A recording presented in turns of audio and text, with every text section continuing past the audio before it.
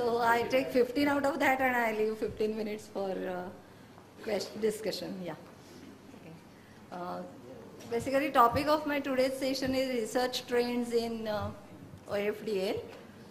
When we started searching, thinking, I basically try to categorize all researches or maybe prospective research studies related to OFDL in some categories, in some areas.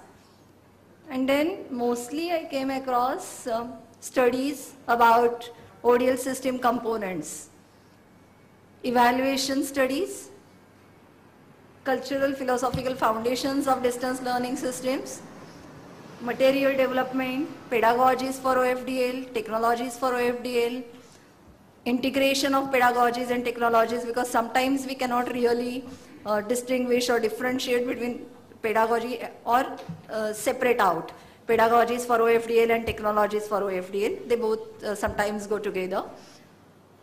So I leave these categories here because we need to see whether my categorization is right, whether we can move on the correct path or whether we should change. For that I leave last 15 minutes. By ODL system components, I mean student support systems, maybe study centers, maybe management of open university systems, administrations, all components of open university systems, distance education systems. So basically system related studies, and by evaluation I mean maybe organizations, evaluation of organizations, evaluation of material, evaluation of functioning, maybe learning systems, the way a learning system, a particular institution, a particular organization has adapted. When you really start digging up about studies in OFDL as such, because that F is also in between, so we cannot forget that open and flexible distance learning, mostly we come across ODL, open and distance learning, and that too, studies are majorly found right from 1990s. So there is one study which categorizes, and it was really identifying some trends from research studies so far done, and depending on workshop reports and other papers, the resources mentioned here, these are the categories which were identified by Wagner. Educational systems and structures, organization and design of the learning, virtual education or virtual organization of ODL, and majorly technology as fourth one. There was another study, these and these.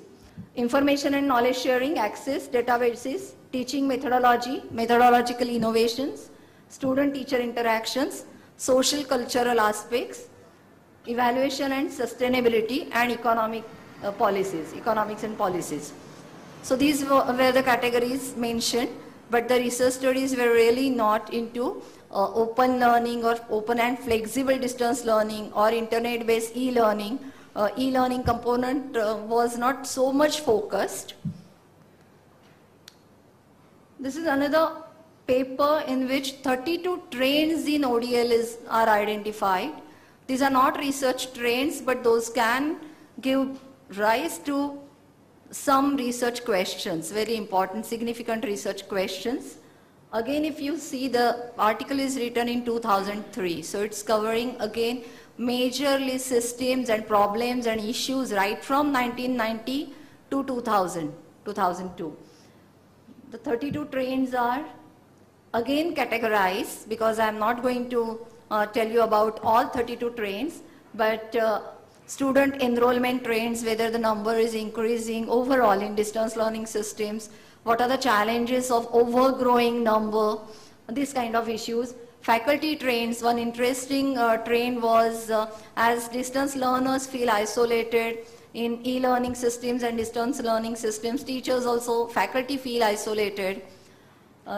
Academic trends, technology related trends, ever growing new upcoming technologies, issues related new technologies, issues related student-centeredness or learning style related issues. So all academic upcoming trends, again upcoming trends. Distance learning trends, modification in distance learning systems, where we are going, whether the role of faculty is changing, how the systems are changing, and trends informing vision. So again, some upcoming trends, but not many are focused in this particular article. I leave going through this article here because we will be sharing this presentation and resources, sources given over here. And we come back to our, again, the issues or categories which I tried to identify. And then we can discuss whether we really, whether we can go ahead and whether we can think of these trends. What I found is surveys, evaluation, many studies are discussing majorly about distance learning systems, organizational needs, organizational challenges, crisis, how the student center should work, what kind of study centers are prevailing in India or abroad. Evaluation studies are major, evaluation of distance learning, organizations, institutions. Cultural philosophical foundation is many a times discussed. If we see thematic articles also, majorly philosophical backgrounds are discussed. For cultural studies, we have been discussing since yesterday that there may be, because once we go global, once we move towards global education, these cultural issues are going to be significant, and we need some research studies significantly focusing about culture related issues, majorly when we are talking about shareable learning objects, shareable OER. If you are moving from learning objects to any form of OER, then also if it is open education resource, what would be the impact of cultural differences on that. So issues related that need to be researched a lot. But for this particular session, again, maybe because I come from educational technology and faculty of education, my focus is on material development and pedagogies, technologies, and integration of pedagogies and technologies. Material development, we see that every OER, how much are we researching in this area? Forms of OER, types of various materials of open education resources. We were talking way back in 1960 onwards about computer assisted instruction. I recently attended a paper presentation where evaluation criteria for OER were presented by the presenter, and all those were actually evaluation of CI. The only word CI was replaced by OER, and that was very disappointing, because if we are moving ahead, then do our criteria change? What are our new challenges of evaluation of any kind of open education resources? Because CI had typical very specific characteristics. We are not talking about those specific characteristics now, but we are talking about various different formats. So our evaluation now becomes absolutely difficult. What kind of material will we require other than CI? Then we move to learning objects. So other than learning objects, are learning objects helping us in its own form and own design? For example, Professor Rory McGrail has given fantastic instructional design structure for the concept of learning object, complete learning object. What should be the components? Do we stick to that? Do we now modify? How can we adapt some instructional design models in new learning objects or new OERs? We need studies in that. Nature of material. Because when people say that I am also developing OER, then the other organization says, yes, even we do the same. That same is really not the same. The nature of material may change. For example, now our students are majorly researching into activity-oriented OER. So far, if the OER is found very static, either videos, screencast videos, if you go through repositories, OER repositories, learning object repositories, majorly you may come across, particularly non-technology subjects, if you go through, browse through, you will come across HTML articles, articles and articles and articles, because there is no scope for animation, there is no scope for video. This is what is again presented, that in technology there is scope for 3D animation, in non-technology sociological subjects there is no scope for 3D animations. Does interactivity stop there? If we are not going to touch 3D animations of video, what else can we do? So there is one example that can be studied. One of our students, master degree students, is studying whether task sheets can be prepared and developed design along or for screencast videos. If there is a huge repository for screencast videos, are we going to leave learner with the repository, or can we develop some constructivist activities, some tasks for which that repository can be used, and whether that integration will help? How will it help? So far we have tried to compare this approach and this approach. Exploratory approach also proved as effective as static material access. Can we blend? Can we have some package which combines both approaches, extremely behavioristic and extremely constructivist material? Modes of static resources. We have been talking about modes of CI, and now we have stopped talking about modes of CI because now we are not using the term CI. But then how's about M-learning material? Can we just think about some modes of mobile learning material? Is it possible? If it is not possible, then we leave. But have we attempted? Have we tried? Have we researched? Should we research? That is my question. For smartphone material, for tablet-based material, can we come out with some modes and then conduct studies in that area? Various forms of OER, as I am again and again specifying. Now these are typically pedagogical formats of material, and we need studies in those formats. Pedagogies, which kind of pedagogies prove effective? So far there is a huge study, lot of study in the area of collaborative learning, majorly face-to-face. If we are now talking about ODL, and if open and flexible distance learning is going to be the future, then how much pedagogies are research studied so far? Do we need to explore and research into that area? Again, for example, if you are talking about WebQuest, then how much research has gone into it? If abroad, then how's about India? Many other strategies, collaborative strategies, which we keep on discussing. Dr. Usha Borkar is with us, and she has done doctoral study in collaborative strategies. Now coming back to e-learning, can we see adaptability of face-to-face constructivist strategies into e-learning area? Pedagogies related to Web 2.0 tools, specific Web 2.0 tool, how much, whether we can research into that. For example, recently we conducted a study when we tried to teach basic Word document related skills through tweets toward non-teaching. And now, was it really just because we wanted to research into Web 2.0 tool? No, it was not like that. Non-teaching staff just did not have time, and still they wanted to be skilled to increase their time work efficiency. And then we thought that if they don't have time to every day come into the lab and sit for 1 hour, leaving all university work aside, can we send them small tweets every day? One tweet every day at least. And it really proved effective. So can we conduct these studies on large scale, or again see various formats or strategies for using tweets or any other, say, microblogging tools? Social media based learning, for example, using Facebook or using any other social media which is otherwise being used for entertainment. How seriously academically can we use control? And instructional design models, again specifically for OER, specifically for learning objects. Or are we again and again going to talk? All corporate are still talking about ADDIE. Corporate is still, if they are advanced, then they say, oh, we don't use ADDIE nowadays, we use Dick and Carry. It stops there.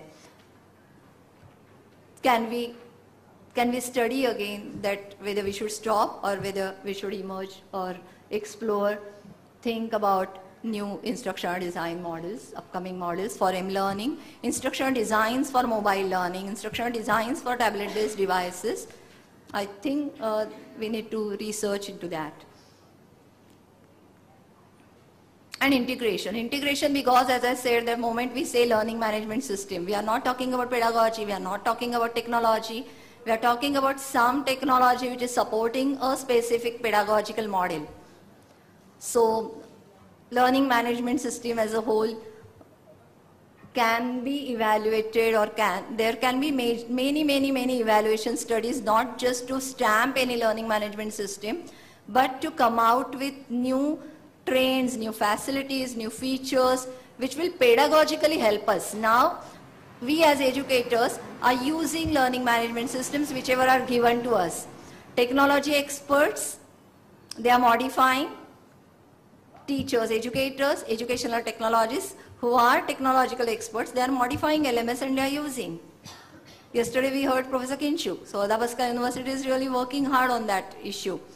Can we give some inputs just as educators? How can we do that? Quality assurance of OER, low access device content, learning management system for low access devices, because now many LMS are being developed for low access devices, but we have not really researched, at least we as Indian educators are hardly researching into that area. Training models for skill development, which area was already introduced in His Excellency's presentation.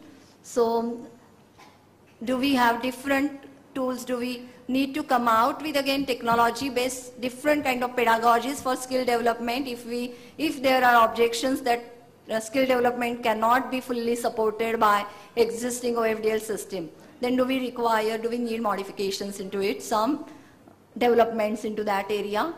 Can we make our technology which enables, can we improve our technology so as to provide more learner-centeredness, constructivist approach, whether it can be supported through our technological approaches, and again coming back to interactivity levels, which is always very dear to Department of Educational Technology right from the beginning. From static, how can we move to interactive material? How can we introduce interactivity inbuilt into any content, inbuilt into any LMS, inbuilt into any e-learning train? How we can assure that teacher cannot just upload static content for learners, but will be forced to build some interactivity in the entire teaching learning process. These are a few questions which for me, according to me, lead to some research trends, new research trends, and these need to be discussed, or some studies need to be done in these areas. Is my time over? Thank you. Last but not least, of course, technology integration. During her presentation, she has raised up quite a number of questions, and perhaps we can answer those questions by conducting a research. I'm sure the participant out there has got one or two questions for Dr. Jayashree. Before we forget the presentation, let us open the floor now for question and answer session. 5 minutes of Q&A. Can I have the first question, please? Anyone, anybody? Yes, please.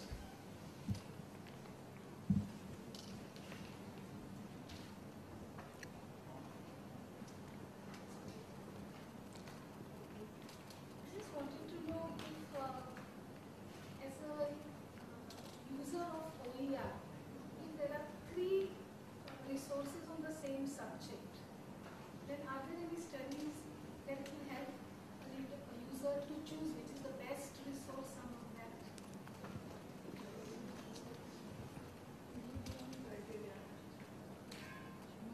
Why there are studies, there are many evaluation studies, and that is why evaluation studies become more important, because ultimately these research studies will help learners also.